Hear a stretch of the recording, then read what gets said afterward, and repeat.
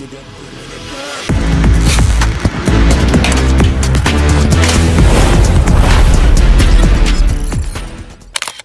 Guys, அனைவருக்கும் வணக்கம்.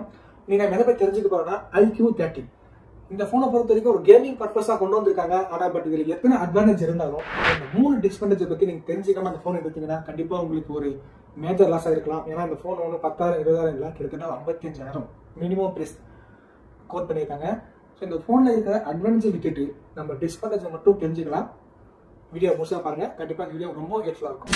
இந்த போனை பொறுத்த வரைக்கும் பிளஸ் பாயிண்ட் பாத்தீங்கன்னா Snapdragon 8 Elite and QP chip and Vapor chamber, IP68 and IP69 2K OLED display கொடுத்திருக்காங்க.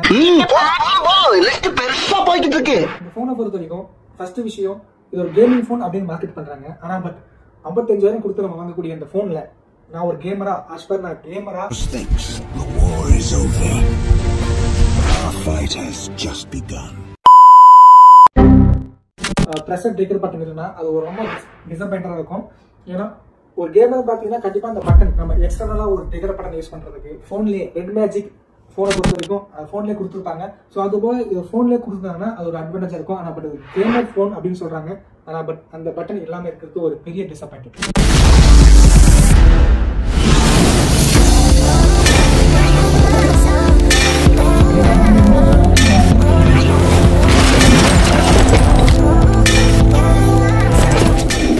நம்பர் 2, இந்த டிஸ்பிளே பொறுத்த வரைக்கும் 144 Hz ரிஃப்ரெஷ் ரேட் கொடுத்திருப்பாங்க.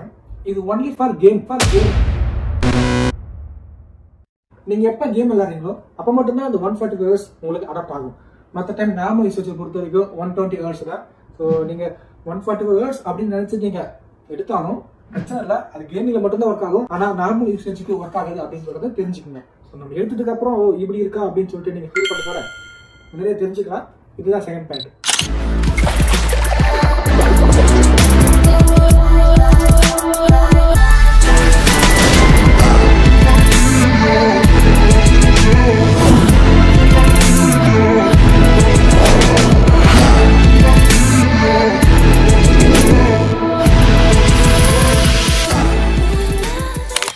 கான்ஸ் நம்பர் 3 பொறுத்த வரைக்கும் டிஸ்பிளே.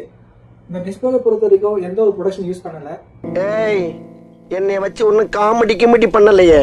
யூஸ் பண்ணிட்டு பாத்தீங்கன்னா ஸ்காட் எக்ஸ்டென்ஷன். இப்பதான் நல்ல வார்த்தை பேசுற. रुको जरा. இந்த ப்ரொடக்ஷன் கிளாஸை பொறுத்த வரைக்கும் கம்பேரிங் டு Gorilla Glass ரொம்பவே லோ டூரபிலிட்டி. அது மட்டும் இல்லாம விசிபிலிட்டி ரொம்ப லோ. இந்த இன்ஃபர்மேஷனை நான் வந்து IQ வெப்சைட் தான் இருக்கேன். நான் அந்த வெப்சைட் ரெஃபரன்ஸ் நான் கொடுக்குறேன். எனக்கு ரொம்பவே ஒரு லோ ப்ரொடக்ஷன் தான் யூஸ் பண்ணியிருக்காங்க. நீங்க அஸ்தான் ஒரு கேமரா யூஸ் பண்ணும்போது தெரியாம பாக்கெட்ல இருந்து கீழே வந்தாலும் டேமேஜ் ஆகக்கூடிய வாய்ப்பு அதிகமாக இருக்கு கம்பேரிங் டு Gorilla Glass. என்னதான் பிளஸ் பாயிண்ட் இருந்தாலும் நம்ம மெயின் ஃபோக்கஸே பார்த்தீங்கன்னா டிஸ்பிளே. ஸோ ஏன்னா கேமரை பொறுத்த வரைக்கும் நீங்கள் அந்த ஃபோனை ஒன்லி ஜஸ்ட் கேம் மட்டும் யூஸ் பண்ணிட்டு வீட்டில் வச்சுட்டு நான் வேற ஒரு ஃபோனை பிரைமரியாக யூஸ் பண்ணணும் அப்படின்னு சொன்னீங்கன்னா ஒரு பிரச்சனை இருக்காது. ஆனால் பட் நீங்கள் இந்த ஃபோனை கேமிக்காக யூஸ் பண்ணீங்க, பிரைமரி டிவைஸாக யூஸ் பண்ணீங்கன்னு சொன்னீங்கன்னா கண்டிப்பாக கீழே வரக்கூடிய வாய்ப்பு நிறையா இருக்குது. ஸோ அந்த டைமில் டிஸ்பிளேக்கும் பார்த்தீங்கன்னா டேமேஜ் ஆகக்கூடிய வாய்ப்பும் அதிகமாக இருக்குது.